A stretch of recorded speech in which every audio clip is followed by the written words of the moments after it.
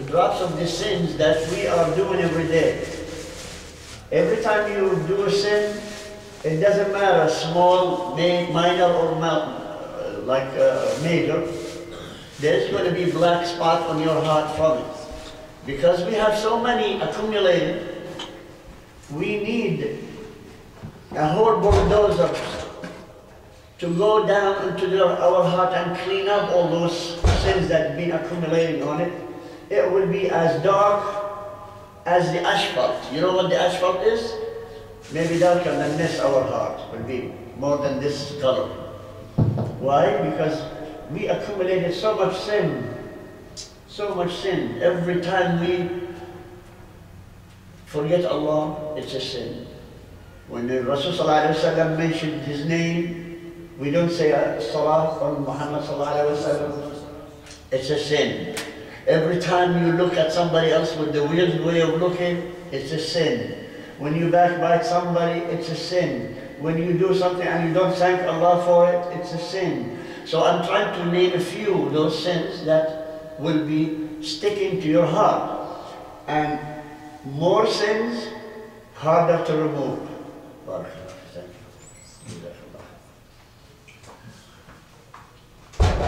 And just before I continue, I'd like to apologize for my coarse voice because I've been suffering through this voice problem. So while in Salah or anywhere you heard my voice coarse, forgive me, pray for me. So at least I will talk to you in smoother voice. I had better voice than what I'm saying now.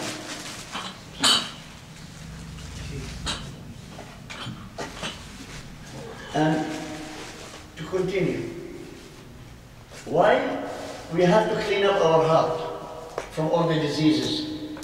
We can go to a doctor. Let the doctor clip this heart, throw it away, put another new heart. Spare parts, you know, to go for transplants, those doctors. Even if you do 10 times that transplant, is not the physical heart that pumps. It's the containment of your soul and on your, like all your ruh, all your things as a self. That's the core of the heart is called. But we're trying to visualize the heart as if it's a physical stuff. But the heart is you, whatever you stand for. The heart is everything that makes up your personality. That's the heart. And what does it contain? Contain your knowledge, your faith, which is aqidah, and also your emotions, your understandings, and your evil. Each one of us, we have another self, one good and one bad, which means in the Quranic way, in the Arabic way, in the Islamic way, we call it qareen. The qareen is your companions from shaitan. The way you're born, the moment you were born, is shaitan put one of his followers in you, and that shaitan will stay with you until you die. It's called qareen. Every time you have any evil thought, because of that qareen, is whispering to your mind, do this, steal this, lie this, do that, and so on. The only thing that you are able to control that one, when you hold the Quran, the first thing what do you say? Who said that? You? Okay, here's a candy for you. MashaAllah, nice catch. So the idea is, every time you hold the Quran, and this is the same way, every time you have evil thought or any bad thinking or any attempt to do bad stuff, first thing you say, A'udhu billahi minash shaitanir rajim. It means you are asking Allah protection from the shaitan in you and the army of shaitan around you. And who is the head of the army? Iblis. Now, Some of us will say, well, I can defeat Iblis every time. Are you kidding? Don't fool yourself. Because here, what's the problem? The problem you and me has experienced how many years of defeating shaitan? Barakallah, thank you. I need this. Thank you. I hope enough sugar in it. Yeah. Alhamdulillah. Barakallah. Oh yes, thank you. So the point is, your experience and all of us together, put it together and add it all together, all the human being together, put their experience together. Do you think we can match Iblis? Look, Iblis, since he started the life on earth after being kicked out of Jannah, his experience with us accumulated and he's getting more and more smarter. Why? Because he had helpers. From, not shayateen, from human. Shayateen al-ins wa shayateen al-jinn. Allah subhanahu wa ta'ala gave him the power to do whatever he wants with us. And also, he recruited some of us to help him out. Who's helping shaitan? You and me. By applying those whisper stuff. Instead of him doing it, he's recruiting us to do it. Imagine. Now, one of the first sin that Iblis did, disobeying Allah. When Allah told him, prostrate, make sujood to Adam. After that, what happens? He refused, disobeyed Allah. When Allah asked him, why didn't you? Now here comes the kibr. The kibr means the arrogance, or I am better than Adam. Adam is from mud, I am from fire, so I am better. Second. Third, he argued with Allah. See, when you argue, that means you are denying the power of Allah. When he argued, that's it. Because instead of saying, Ya Allah, I am sorry, I did not, because there was no shaitan at the time of Iblis, because he was himself. So he did not say, shaitan made me do that, like us we do. Every time we do something, we say, shaitan, you know, made me do that. No, shaitan did not make us do anything. If shaitan suggested to us, we did it. So the idea is, there is the power of argumentation, the argumentative power. So what the shaitan did, the shaitan says, okay, I have so much power, I'm going to delegate some of that power to humans. First one, the arrogance. He came to each person of us, he says, you're going to have part of my arrogance, the kibr. When you talk to your brother, you look down at him. Who are you? That's a kibr. That's showing off that I am better than you. That's the first delegation from shaitan to human. So each one of us has that kibr, has that arrogance in each one of us. Don't tell me any human being doesn't have that. So that's number one. Number two, he said, okay, I have also another power of argument, arguing everything. So he said, okay, I'm not going to give it to every human being only. I'm going to give it to a special race, special ummah, to be the most argumentative ummah in the history of a human being. He selected the Jewish, Bani Israel, the Jews. They argue about everything. Even you tell them, this is biscuit. No, this is cookies. No, this is dry dough. You tell them, this is biscuit. Say, no, no, no, no, no. Imagine. In Surah Al-Baqarah, the best example of Surah Al-Baqarah, in Surah Al-Baqarah, about how much they argue. A lot of us, they know the story, but I'm going to simplify it. Prophet Musa alayhi salam, he came to his people and said, Allah subhanahu wa ta'ala is asking you to slaughter a cow. When the Prophet says something, we should follow, right? Look what they said. Are you joking? You're coming to fool us? What do you mean Allah is asking us to slaughter a baqarah or a cow? So, you know, if you're fooling us, don't continue with that. He said, no, I'm not fooling. Do you think I'm jahil? I am that ignorant to ask you to fool you? So, this is okay. Ask Allah what kind of cow He wants. Imagine, you have 10 billion cows around the world and you still ask Him, go back to Allah, ask Him what kind of cow He wants. So he said, okay, he went to Allah, asked Allah and so on, and Allah told him, I want the cow to be slaughtered from them. The cow that it is not used for plowing the ground, is not used for carrying, is not used for race, whatever, it's a nice cow. So he said, this is what Allah is saying. Allah is saying, cow that has this description. We still don't know what cow He wants. So ask Allah what color. Imagine what kind of a human being would ask this question from their prophet.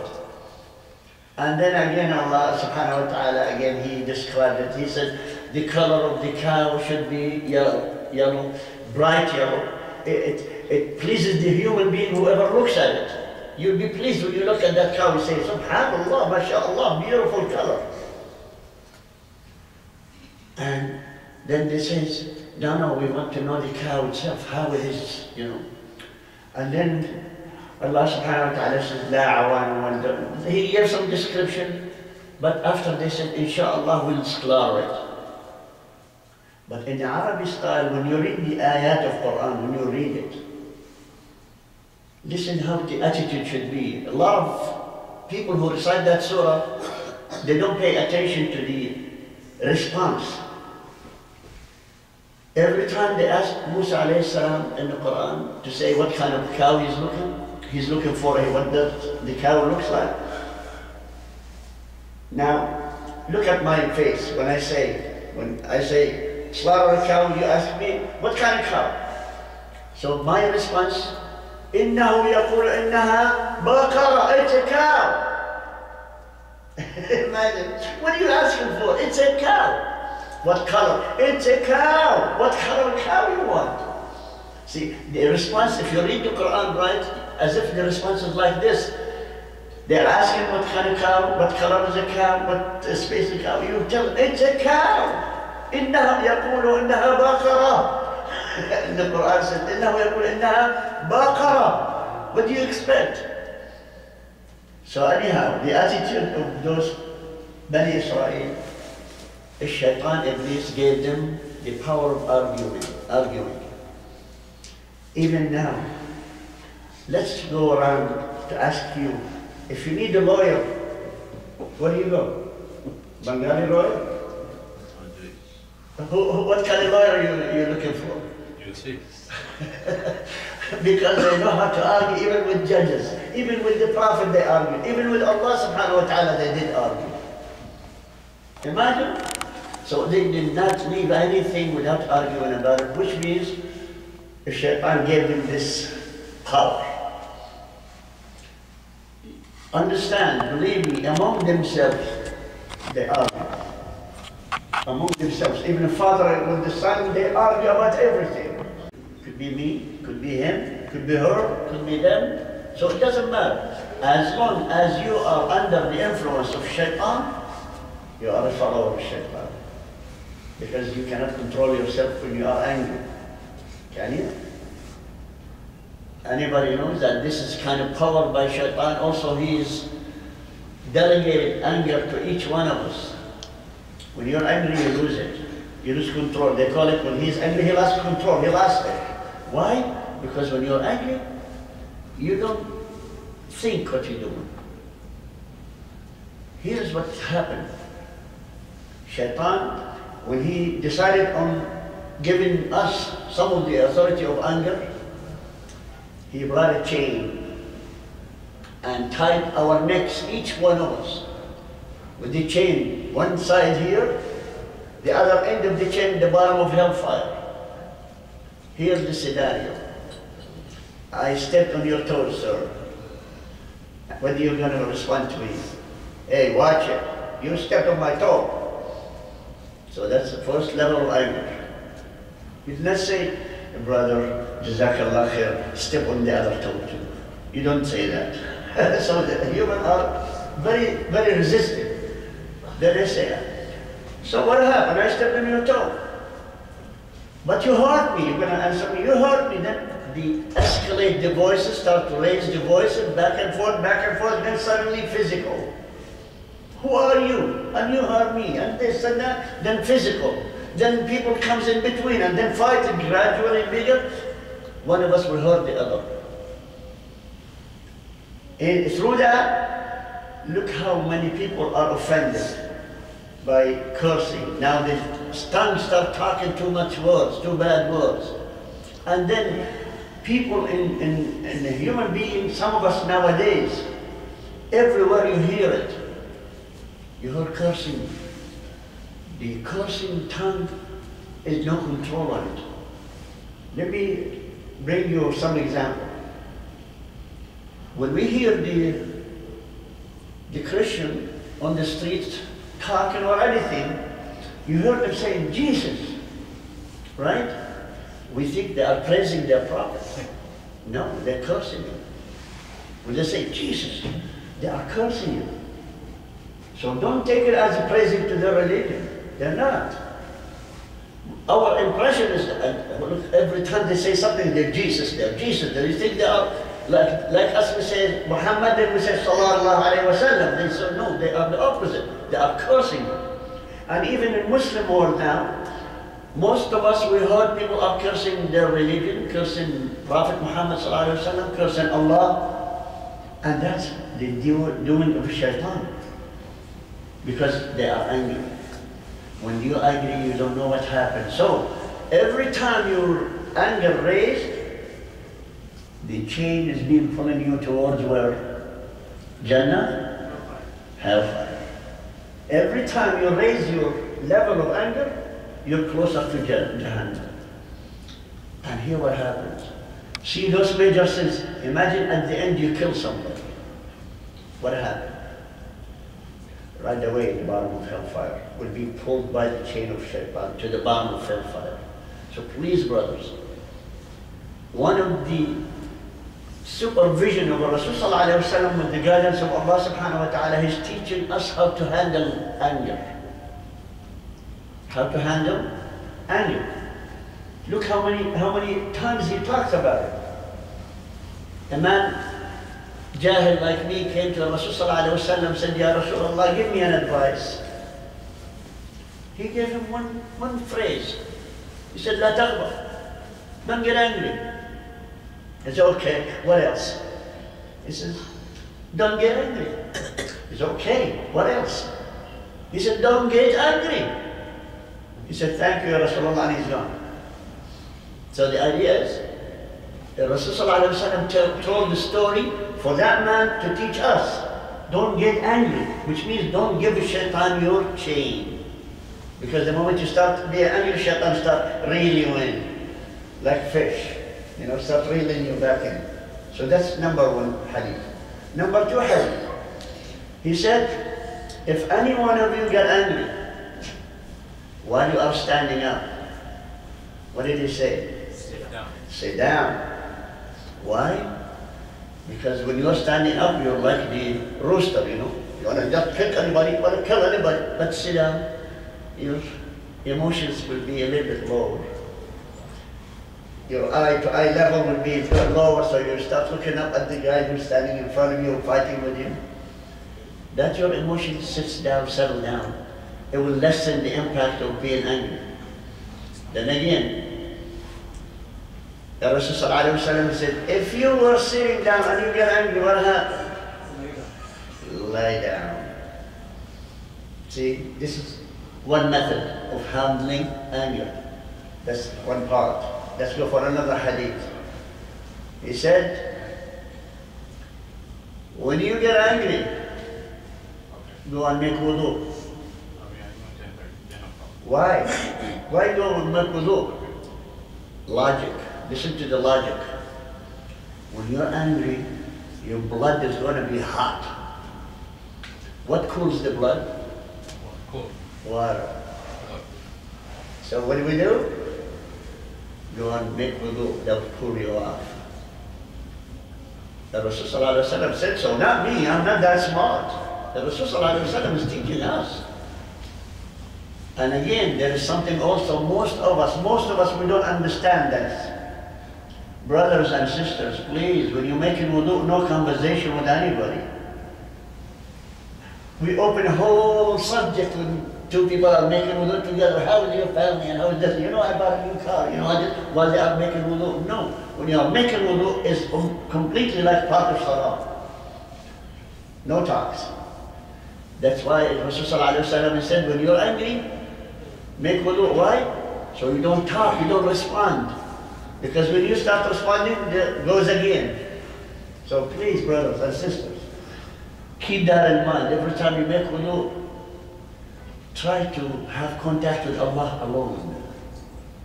Make the dua. Every time you do some kind of action of your wudu, make dua. You know how many dua you can do while you are making wudu? The niyyah itself is a wudu, is a dua. When you start to say, protect my hands from evil, when you wash your mouth, oh Allah, clean up my mouth to help me make tasbih and dhikr for you. When you blow your nose, you say, Ya Allah, let me smell Jannah. When you wash your face, Ya Allah, make my face brighter on the day that all faces are bright. And then when you make your hands, you say, Ya Allah, give me my book in my right hand. And Ya Allah, don't give it to me in my left hand. And then again, when you do your hair, you say, Ya Allah, forbid my hair and my skin from hellfire. When you do your ears, oh Allah, make me from those people who hear the words but you follow the best, which is Quran. When you do your feet, you say, oh Allahumma, thabbit aqdami ala sirat al-mustaqim. Make my feet firm on the sirat al-mustaqim. See, these are how many du'as you can do while you are making wudu. In the meantime, it will take your mind off the person you're fighting with. That's why Rasulullah is telling us, this is a cure for anger. And one more. There's another hadith. Rasulullah said, when you're angry, go on to pray 2 rak'ah. If you have wudu on, don't make 2 rak'ah salah. See, I told you this before. I said, nowadays is the most expensive course being taught in the history of a human being. For 1 week you pay $20,000 to learn a subject called anger management. Now it's the biggest corporation around the world. They're sending their own top executives to learn how to handle anger. They pay for 1 week just to go to listen to somebody. And guess what they're doing? Exactly what the Rasul is doing. This is if you're angry, sit down while you're standing up. If you're angry, leave the scenery. If you're angry, get busy with something else or start reciting something, whatever you know, poetry, songs, whatever. Think of good stuff. And finally, what is the result? What is the result if you're angry and you had a big fight? Is it worth it if one of you got hurt? Let me ask you again. Is there any thing called a clean fight? Is there? No. It's impossible to find a fight that's clean. Something has to be hurt. Someone has to get hurt with the fight. Well, that's why it's called fight. And look at Rasulullah. He said, Allah gave us the best ni'mah, being Muslims, and to spread peace.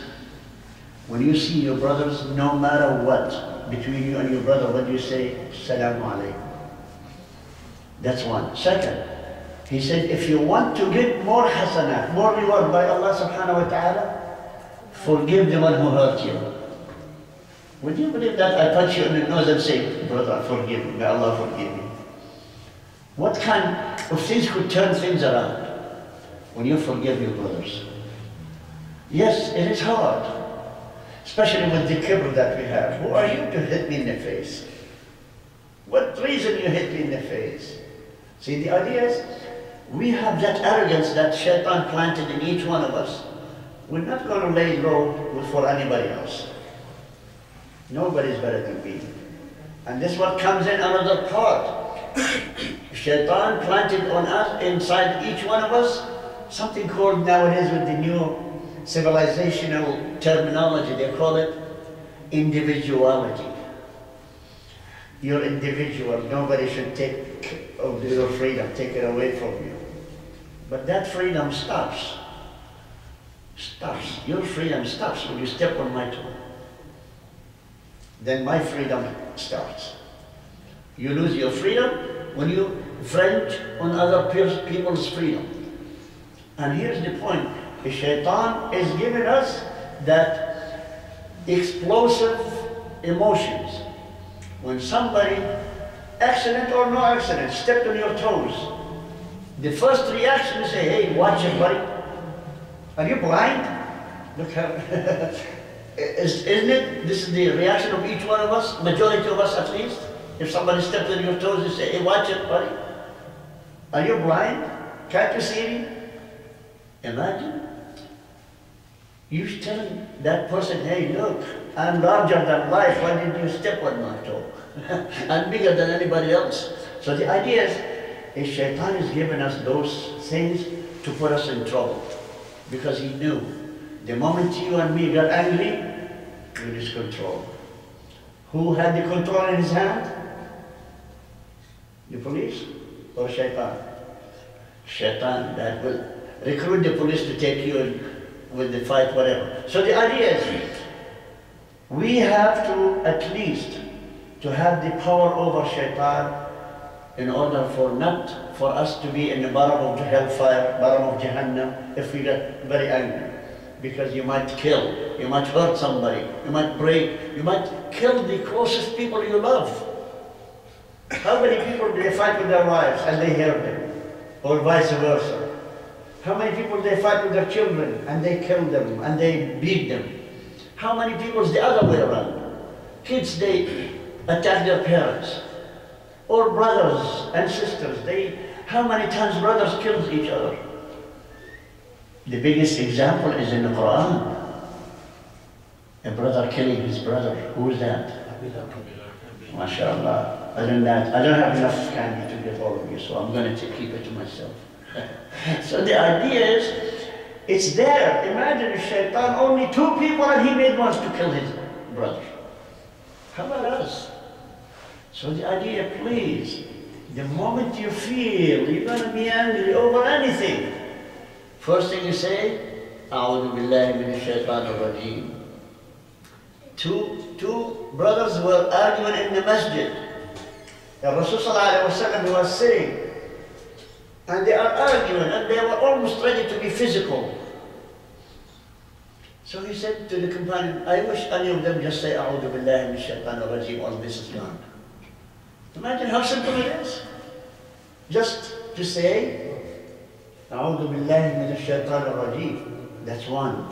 Again, the Rasul sallallahu alaihi wasallam, when there is big fight, especially among the tribes, in Medina there was, the Jews, they did something, so the 2 tribes in Medina, Al-Aws wal Khazraj, 2 tribes, the one who are Ansar, now they are Ansar. The Jews, they started something, so they start everybody pulling their sword that they want to fight each other. The Rasul sallallahu alaihi wasallam, he said, Da'uha innaha muntina. It stinks. He said it stinks, which is tribal loyalty. It's called, I'm for tribe. I belong to this culture. I belong to that tribe. So he said, leave it. Don't go back to it. It stinks. When you start having loyalty to the tribe, but you forget your religion. You forget Allah. Like us now, we are more nationalistic than being Muslims. Aren't we? Right, mister? I am Bengali, you are Jordanian. What happened? We have more people than you guys. See, we start to be proud of our nationality, not proud of being Muslims. We are embarrassed to be Muslims. We are what? proud to be nationalistic. I am Canadian Muslim. Look at the impression. What are you, sir? Canadian Muslim. Where is the pride here? Pride being nationalistic for Canada, but you're forgetting your religion. How about you? So the idea we should change the way we say it. I am a Muslim, number one. It happens to be I am in Canada. Yes, I'm Canadian too, but doesn't matter. Your loyalty force to what? To your God, not to your country. And this is where we lose it.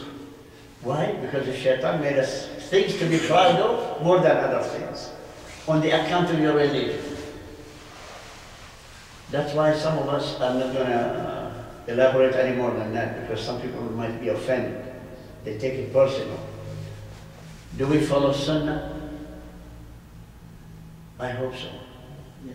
But I challenge every Muslim on this earth, if we have one Sunnah being followed by every Muslim. There is a lot of Muslims follow this Sunnah, but a lot of them they don't. Go to another Sunnah. There is not single Sunnah. All Muslim, all of them, all around the world, they do it. So we are missing out a lot. So what we're going to be talking today, the whole idea is, I brought all this information as entertainment for you, just to entertain you about a few subjects. Now I'm going to get into the exact subject about tonight. Please write it down. You have a pen and paper, you're the record keeper. My brother here, Madhat, is the record keeper. Every time we do a disease, he writes it down because I asked him to do it. The next disease is called fear of poverty. Fear of what? Poverty. You're afraid to be poor. It doesn't matter what you do, you're not going to be poor. That's what everybody's struggling, everybody's fighting. I'm not going to be poor. That's why all of us runs around, working hard everywhere, sacrificing their own pride to get more money, to get more income so they can support the family, so nobody will say, look at me, he's poor. How many of us, including me, how many clothes do you have at home? Nobody should ask me, because I have a lot. So forget you. You are nice people except me. I have a lot of clothes. Yes, majority of them I did not pay for it. Being given to me by beautiful brothers, beautiful sisters, beautiful family, beautiful people. So I saved so much money from those gifts. Right? Am I right? Yes. See? So the idea, what am I going to do? Am I going to wear them all? Yes, it's good to have, change for 1, 2, 3 maximum. But are we following the Sunnah? Look at the Sunnah, how much was followed by the closest companion of Rasul sallallahu alaihi wasallam. Do you know, all of us here, we know that Hadrat Abu Bakr was one of the richest people in Arabia, because he was the top merchant, and he was the top genealogist. He knows a lot of people by the face. He knows you're from tribe so and so, from this area, from that area. He knows everybody, because he's been going around with his merchandise, buy and sell. When he died, how much clothes did he have? He used to go to Yemen, he used to go to Sham, رحلة الشتاء والصيف, the journey, the summer journey and winter. He used to go for both areas with 100 caravan, 100 camels loaded with the stuff. He goes back and forth, sells them and back and forth. He was one of the richest. What happened? He had only 2 garments. Washes one, the other one, he wears it. When this one gets dirty, he changes it. That's Abu Bakr. Hadrat Umar. The tribe of Hadrat Umar are the richest tribe in the world. You know what their job was in Mecca? They have the money. If two people got killed, people will kill another, this tribe is going to ask the blood money. So who pays the blood money? Not the person who killed. Umar's tribe. So he was rich, he didn't need to work before Islam. When he died, no, before his death, let me tell you this story. One day when he was Amir al-Mu'mineen, he came to do khutbah Jummah. He stood up and he remembered, I'm not pure, you know, because he slept with his wife the night before and he forgot about making ghusl. He said, excuse me, he's gone home. And everybody stayed there. He's gone home, made ghusl, and he found out there is some spots on his thobe, his garment. So he washed it. And he hanged it there until it dried. Doing what? Hiding behind the mattress because he doesn't have anything else. He had only that thobe.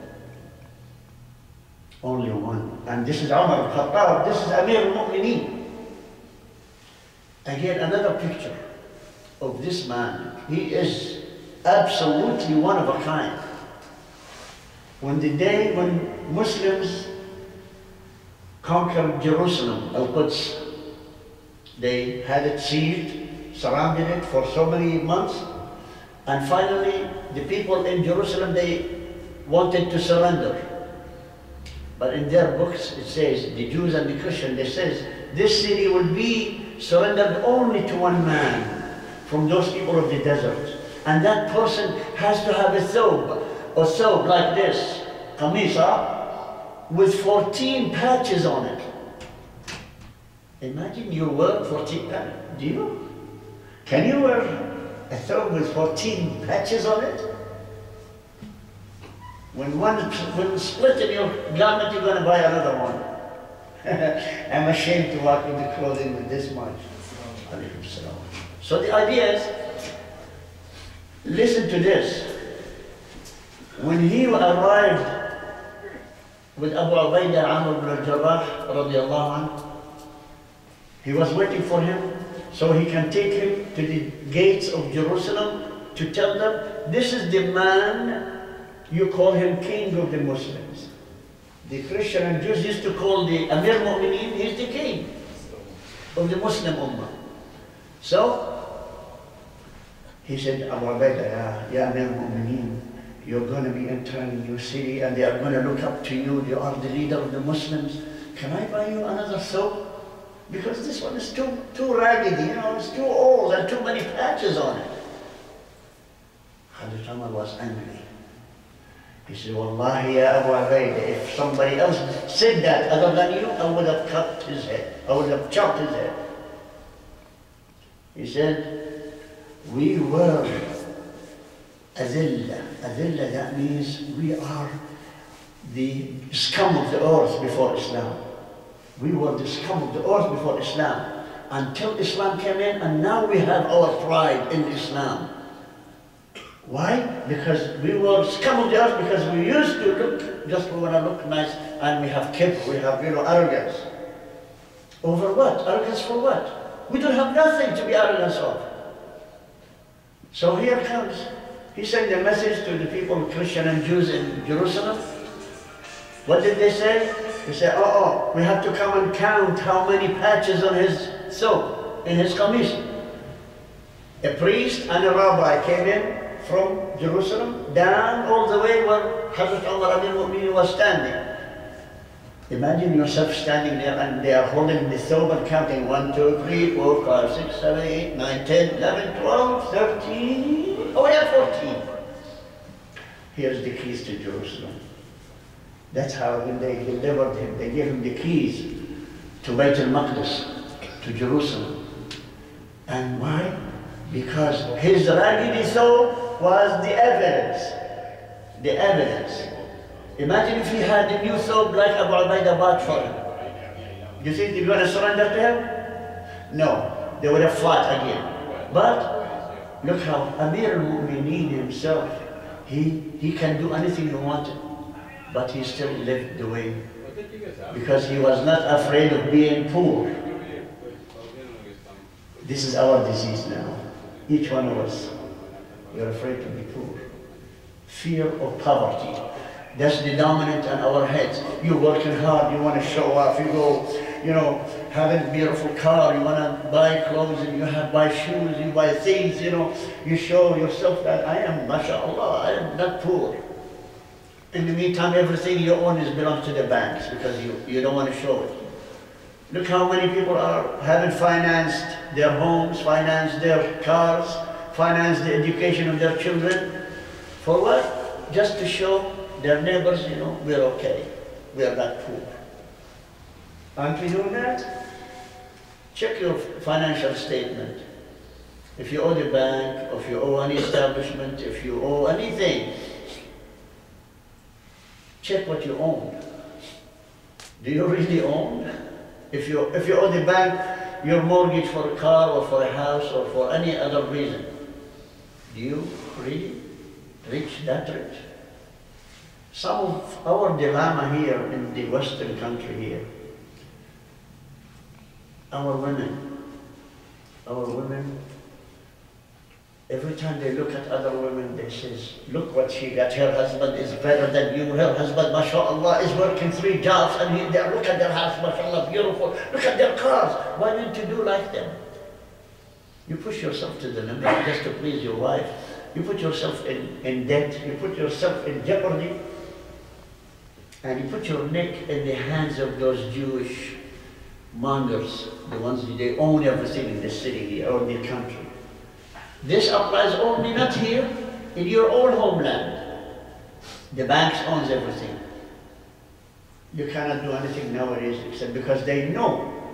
They planned this since the 20th century, the beginning of the 20th century when they introduced banks into the Muslim Ummah. Before that, there was no Western banks. It used to be hand-on dealing and wheeling. But now, after the 20th century, until now, why are we doing that? Because we are afraid to be poor. We're afraid of poverty. It's normal now, normal to go and borrow money from the bank. It's normal now. Why don't you go and borrow or have an equity in your house? Go and borrow money for the equity, you sell the equity of your house, whatever. You buy a mortgage, you buy a second mortgage or third mortgage. Why is that? Because we're afraid to be poor. Do you really have to own a house in this country? Do we really have to own a house? I don't know, you ask yourself. I've been in this country 40 years, started this month. Alhamdulillah, I don't own anybody. And I don't have a mortgage. I don't own a house. I rent. I rent a house. I used to rent an apartment until the apartment was too small for my family, so I have to rent a house.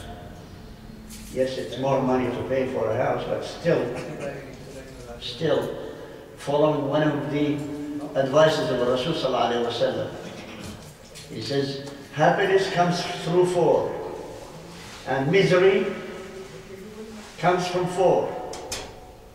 I'll share this with you now because I love to give you a boost to things that will give us a strength to tackle this situation. Who wants to be happy in this dunya? Thank you, that's the only one. Everybody wants to be miserable. Oh, thank you, too. There's 2. 3. See, instead of all of us, we should say, yes, we want to be happy. That's why Allah created us to be happy in this dunya, not to suffer. But Rasulullah gave us the indicators, 4 indicators. You want to be happy? Check those 4. Make sure you fix those 4, then you'll be happy. First one, married people, men or women, righteous spouse. Righteous spouse. زوج صالح or زوجة صالحة. If the zawja is not salihah, what happened? Now this is the other 4. Misery indicators. If the zawj is not a good zawj for the wife, the household is miserable. If the zawja or the wife is not good, the household is going to be miserable. So 1 here, positive. If nothing in it, that means this one is the indicator of misery. So what's the first thing we should do? To fix this problem, to try to find, especially those not married yet, bachelors or singles, before you dip into that field, make sure you have a Muslim, committed Muslim zawja, wife, that will help you to achieve happiness in this dunya, and she'll have hand in hand, both of you taking each other to Jannah, to paradise, inshallah. Say Amen. That's number one. Look at number 3. Number 2 is this is the problem we're talking about. Maskanun salih, maskanun fasih. Maskan is the living quarters, house or home. Fasih, spacious, not cramped. Spacious. Fasih, it means you have plenty of room in the house. What happens if you don't have it? If you have a family of 6 like mine, how could 6 live in 2-bedroom apartment? And boys and girls too. 2 boys and 2 girls. So what do you think? It's going to be trouble and problems, especially growing up. So the point is, make sure your house is spacious for 2 reasons. One, nobody is going to restrict the freedom of the other person's privacy. We're talking privacy at home. You cannot have a privacy if you are crammed in a smaller place. It's a sign of happiness if you have a spacious side. Everybody knows his quarter, everybody knows what his place is, and they don't bang into each other, they don't stumble on each other, move around and this and that. And one major problem among all our homes, bathrooms. If you have 3, 4, 5 members of your family household, check it in the morning, what happened? When everybody wakes up, what happened? A big fight. Second World War or Third World War, everybody, hurry up, I. So you have to find a way in a spacious home in order to make your life nice, happy. So the Rasul Sallallahu Alaihi Wasallam, he gave us those 4 indicators. Number 1 is a good spouse or righteous spouse, which is a wife or a husband. Second one, spacious home, which means you can do everything nice and easy. Because if it's not spacious, what happened to your nerves? Are you think you're going to deal with your wife or your children with ease? You're going to be, short-tempered, get out of my face, go there, go do this, do that. That's what we're going to be fighting inside home, just to direct each other to do something. Mom, Dad, my brother did this, my sister did that, always. Will you stop it? And you're going to be really fighting. So remember, second part, work on it really good. If you live in a small quarter, small house, or small apartment, and you have big family, move.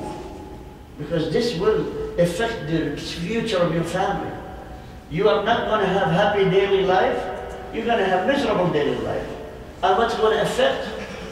It's going to affect in the long run. Number 2. Look at Rasul Sallallahu Alaihi Wasallam said. Number 3. Al-Jar Salih, righteous neighbor. Imagine if you had a neighbor like the Rasul Sallallahu Alaihi Wasallam, when he had a Jewish neighbor, every morning he puts a garbage in his house in front of his door. Imagine yourself living with a neighbor like that. You're going to be losing your temper again. Your anger is going to be up this high, fighting, and then end up in police and killing each other, whatever happens. So every time you live in any area, look at the neighbors. Because you don't want to waste your day and night fighting with your neighbors, or avoiding them, or protecting your family from them. Especially with the evil mind of yours and theirs. Everyone wants to get revenge from the other if they did something, and never stops. In history, they call it family feuds. When there is this tribe or this family killed the person from this family, then offsprings of this family, they're going to kill somebody from there, and then they grow up and there's somebody killed here, and it's called family feud. No, this one is called neighbor's feud. If you have problems with your neighbor, you're going to be fighting day in, day out. So number 3 is righteous neighbor or good neighbor. Ask your neighbor, if I move from here, you're going to miss me? Or you're going to break a lot of things behind me, you know? Good rid. Imagine. So seriously, if you want your neighbor to be good to you, no matter how bad he is, buy him gifts. Invite him every once in a while to a meal or something. Give him something. Protect his house. Protect his property. Show him that you are a good neighbor to him. And this tells me, if you ask yourself, when I move from here, what they are going to think about me? Good written, or we miss this guy? We miss this neighbor. So number 3 is a righteous neighbor. And here's number 4. Allahumma salli wa sallim ala Sayyidina Muhammad wa ala alihi wa sahbihi ajma'in. He knew what we're going to be doing now. Allah gave him the vision. He said, number 4, وَمَرْكَبٌ صَالِحٌ. Markab salih, that means something you ride on. What happens if you have a bad car? Lemon. A car gives you a lot of problems. Look how that effect is going to happen on you. First of all, you might have a problem with your job, because every couple of days it's broken car on the road or something, you're going to fix it. Then your boss, after a while, is going to say, come on, every time, don't buy another car. Well, I'm sorry, I can't. Okay, go home then. I don't need you every day, you're giving me excuse you not to come home because your car broke down, you have to go and take the car. So, the Rasul knew this is going to be a problem. He said, check your ride, markab. Markab is something you ride to go to function. On his times there was camels, donkeys, horses, mules. Imagine if a person has a bad camel, or bad mule, or a bad horse, or a bad donkey, whichever means of transportation they used to have. What happened?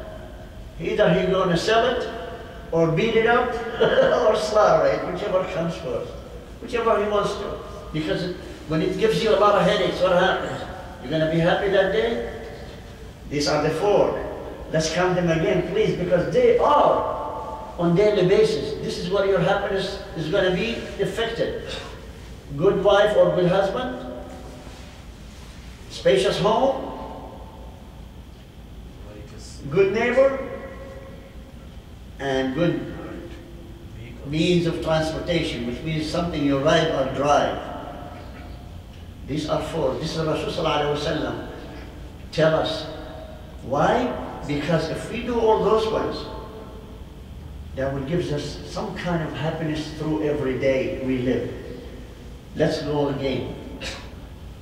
What do you think if you have a wife, or the wife if she has a bad husband? They start the day with what? Pickling and arguing and fighting. Then he goes to work angry and she stays at home, grouchy and doing this, you're not going to do function at home. Then you leave. You leave. Why? Because the house is too small. You cannot go to another room, live, sit there and relax and forget the things. Then you leave the house. Then you find your neighbors doing bad stuff for you. Is that complete your day? Not yet. Until you ride the car that is going to break down in the road. What's left of the day? Is it going to be a happy day? Tell me, any one of you. Is it going to be a happy day for you? So that makes it for you as a miserable time. These are the other 4. What are the other 4? The opposite. Bad spouse, very tight home, very small home, very bad neighbor, and lemon car, a car that gives you a lot of trouble. So Rasul sallallahu alaihi wasallam is telling us, these are parts of daily life. Why you don't, if you are afraid of being poor, which we go to the main subject, fear of poverty, al-khawfu min al-faqr. Why you are doing all those jobs to please your wife? so they can buy a mortgage like her neighbor or her girlfriend, because her girlfriend, she had a beautiful house on that spot area. So she's going to push you so much, and finally you're going to end up owning nothing. You're going to end up broke. You're going to end up in debt. Then probably after 10, 15 years, you're going to claim bankrupt in dunya.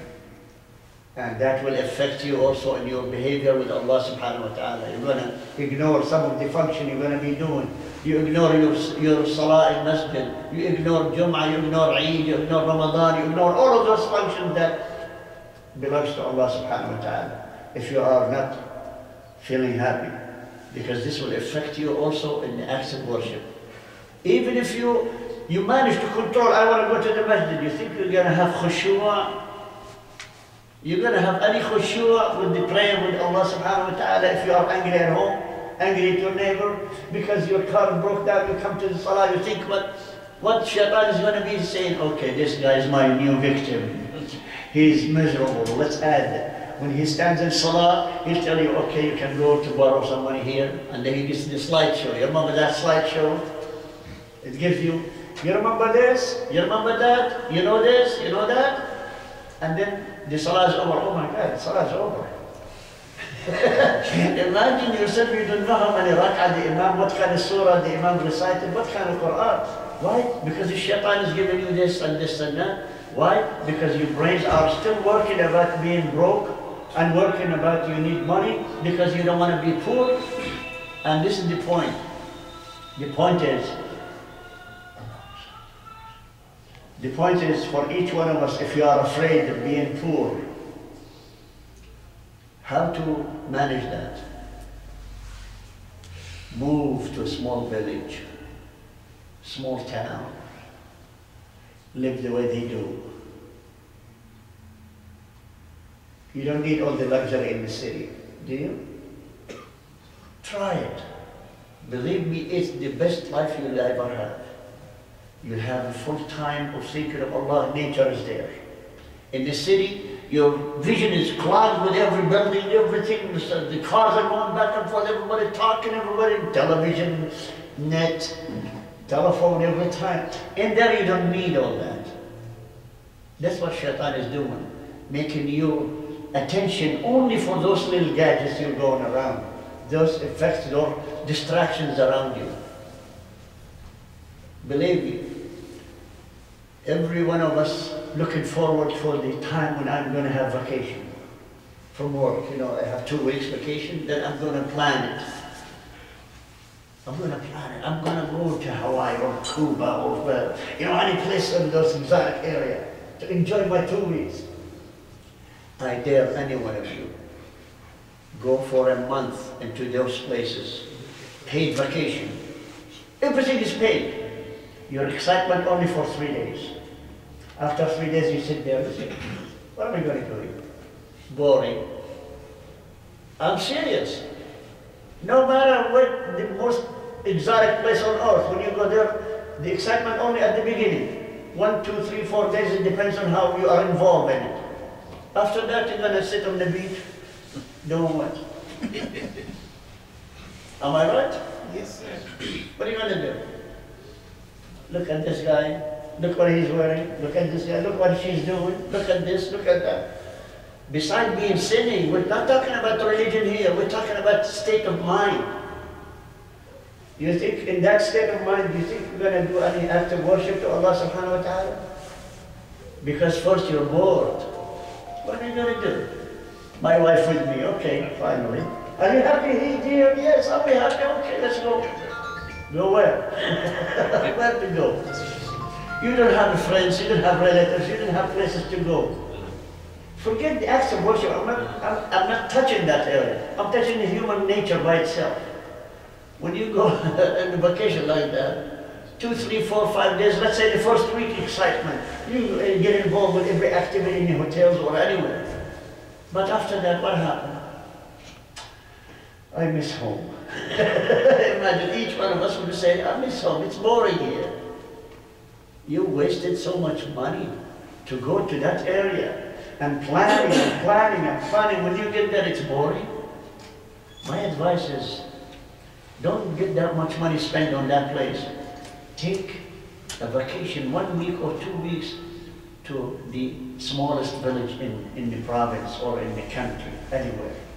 Just go there for a couple of nights. See how it is beautiful there. I'm not asking you to go camping. Camping is a hard work. But you go there,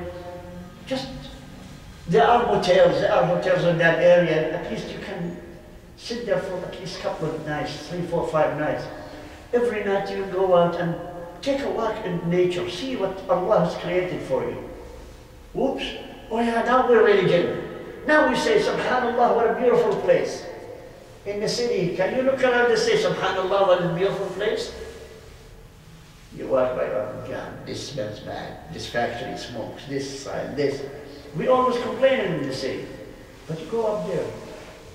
Have any of you ever went ice fishing? What? We came from hot country, you think we're going to go ice fishing? Believe me, try it.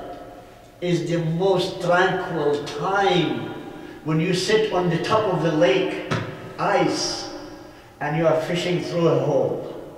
6, 7 hours, they are sitting there just waiting for a fish to bite. When the fish comes in, I don't like this fish, you put it back again. Imagine. But believe me, that's what you call exclusion. You are on your own, by yourself. You think, now your brain starts to be in line with Allah, with the creation. Because nothing is busy in you. You open the door, the door outside is so cold, you don't want to be there, so you get inside.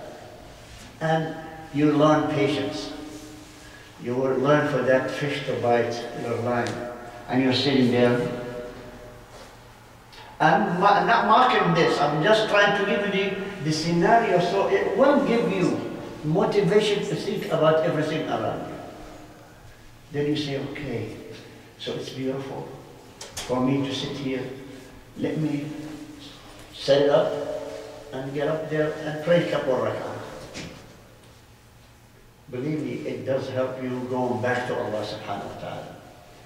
This is when you are in a place that's alone. You don't have any distraction from anything else. I'm just giving you an example, ice fishing, but if you cannot stand the cold. Have any of you ever imagined ice fishing when you are in a hut? We take off everything on the upper shirt. We cannot stand the heat inside. With what? We have only that little propane stuff. We boil tea on it.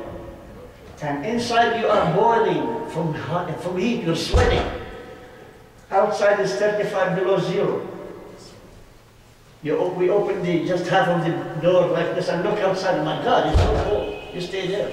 But the idea is to give you a moment and chance to yourself to think about your existence, about Allah subhanahu wa ta'ala. At that moment, you think you're going to think of money. At that moment, you only think, I'm healthy.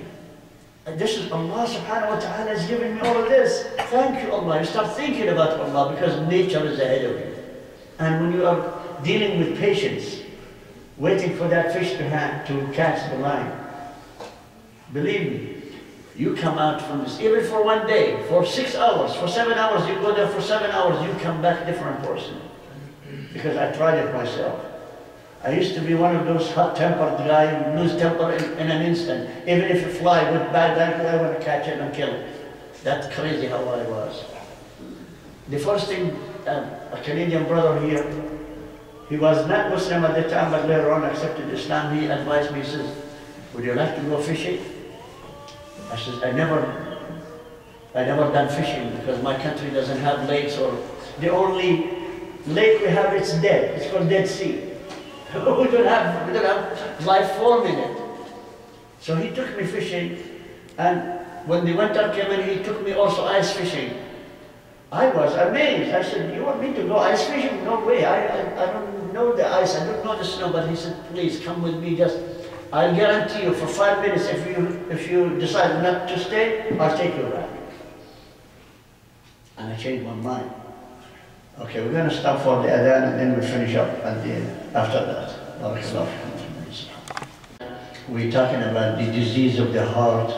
It's called the fear of poverty. Al-khawfu min al-faqr. The fear of poverty. Each one of us is afraid to be poor. They don't want to go through the experience of being poor. They've seen how much suffering people who are poor are going around the world. But they keep it in mind, no matter what you do, who's in charge of your rizq? Who's in charge of you to be poor or not poor? So, why are we forgetting that? This is the point. If you are worried about or afraid of being poor, you're forgetting that Allah is the one who's in charge of you. And Allah will never let you down. The only thing is you need to depend on Allah. Don't let the fear of poverty control you. See what happens to all of us when we went through the fears, what things happening? Because we're afraid of being poor. But look what Rasulullah said. There is something called at-tawakkul ala Allah. At-tawakkul ala Allah, which means depending on Allah 100%. Rasulullah he said, Wallahi, if you people depend on Allah the right way, Allah will give you a rizq like the birds. The birds, they leave their nest empty stomachs. They come back what? Full. Do they have a fridge to store their food? Do they have freezers? Do they have cabinet or storage room for the food? They don't. Rasulullah, if you depend on Allah the right way, Allah will give you the rizq exactly like the birds. You don't need to worry about anything. You just leave home in the morning, then the rest of the day is your rizq provided. And another thing, please, brothers and sisters, remember, you will never die until the last drop of your rizq provided by Allah written for you, you will consume it. You cannot die when there is some rizq left for you. Make sure you believe that. Why? Because a lot of people, they think when they are on deathbed, there's still something left for them. To give you a final story, which is a little bit funny, but it's sad. This old lady, she was in her 80s. She has 7 sons, and she has a lot of properties. So her oldest son, he's in charge of collecting the rent from all the places that she owns. She was on her deathbed and lying like this, dying. Her son came back and says, Mom, I got the rent from all the people, what should I do? She's dying. Guess what she did? Come on, put it here. See how much people, they love money at that point?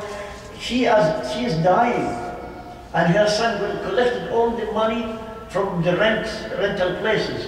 And she was dying, and she was, her hands like this, and then she said, she cannot talk. She just bring the money over. Imagine. Subhanallah. When we are talking about fear of poverty, that gives me to the final thing, charity. Look at this Muslim Ummah, subhanallah, that we're supposed to be the leaders in the world of giving. That's what the Rasulullah taught us, to be the leaders of the whole universe, the whole Ummah, all nations. We are the Ummah that gives charity day in, day out. Look at us now. Who gives more than us? Everybody, except us. When we have a disaster in your own country or mine or his or hers, who comes with the first help? Muslims? Muslims are the last ones. Even they think, why should we give? The Christians are giving. The Jews are giving, so why should we? They are rich now. So everybody puts a lock on his pocket. He's not going to give any. This is what the fear of poverty is. When we give, we count.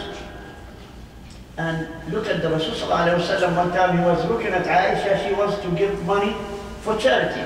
She had the coins in her hand, she said, okay, 1, 2, 3, 4, 5, and she wants to, to see how much is given. The Rasul sallallahu alaihi wasallam, Ya Aisha, لا تحصي فلا يحصي الله عليك. Don't count the money you're giving out, because maybe Allah is going to count on you. He's going to count for you everything He wants to give you. She said, okay, here. And she give it all. This is the way we should be. The Rasul ﷺ was described by the companions, all of them. They used to say, he was the most generous person among all of us. And he was more generous in the month of Ramadan. Ibn Abbas radiallahu anhu, when he says, he was like the breezing wind, الريح المرسلة. The wind, that anything he gets, he gives it away. Anything he gives, like the wind, one wave after another. Keeps coming, keeps going, keeps going. Look at us. We want to give, but we change our mind. No, I have to pay for something. I have to buy something for the kids. I have to do this. I have to do that. I have mortgage to pay. I have this. And Rasul sallallahu alaihi wasallam, he swore, he said, Wallahi, la yanqusu malun min sadaqah. When you give charity, your money is not going to be reduced. Are you kidding? I have $100 and I give 20. You said it's not going to be reduced, it's 80 now. See, Shaitan playing tricks. But look what you're missing. The $20 you give from the 100. Imagine this. You're driving home, then your car breaks down, you pay $500. You're mad, you're angry, you drive fast, then the police stops you and gives you a ticket for $350. That $20, Allah will protect you from major breakdown in anything in your household or in your car or yourself. See the investment in the stock market of Allah. You invest in the stock market of a human being, it crashes every couple of seconds Monday, every second Monday. The stock market of Allah always profits. Have you ever heard the stock market of Allah ever broke down? You do one deed, He gives you what? 10. This deed, if you pay money, how much you get? 700 times. Every dollar you do for charity, Allah will give you how much? As if you donated $700. Imagine if you donated 10 or 100. Multiply that one by 700. That's the record of Allah subhanahu wa ta'ala for your money. So why not? This is the most profitable investment for each dollar you have. That's why we are afraid of being poor. The fear of poverty is not even blinding us what the reward is. So please, brothers, think of this. You want to invest with Allah or New York stock market? You decide. So I leave that with all of us here. Don't be afraid of being poor. It might be the only blessing you have in your life if you are poor. Because it's Allah's decision, Allah's destiny, Allah qada qadar for you to experience that. And you know, each culture has so many stories about people being poor, asking Allah to give them more rizq, and they get more rizq. It turns out to be curse on them. You never know. Ask Allah to guide you through this life to invest in His stock market. Not only stock market, invest in His mercy, in His generosity, invest in His forgiveness. And Rasulullah, he told us, read the Quran, people, read the Quran. You know what's in it? Everything you need. There is one thing I'd like for all of you to read. Read Surah Nuh. Surah Nuh, they say, he was telling Allah's telling us what he was saying, responding to Allah's question, what have you done with your people? He said, I used to tell them, astaghfirullah, ask istighfar, make istighfar with Allah subhanahu wa ta'ala. Why? Listen to this. قلت استغفروا الله إن الله كان غفارا يرسل السماء عليكم مدرارا ويمددكم بأموال وبنين. See, the more you stick to istighfar, every time you stick to istighfar, look what Allah is saying. If you need rain, Allah will send you rain. And then He is giving yumdidkum. Allah used the one word in Arabic language, it means continuously. Yumdidkum, it means not only given you once, يمددكم be what? أموال, not mal. Mal, it means one money. Amwal, it means more money. Amwal is plural. The amwal. And also if you need children, make istighfar.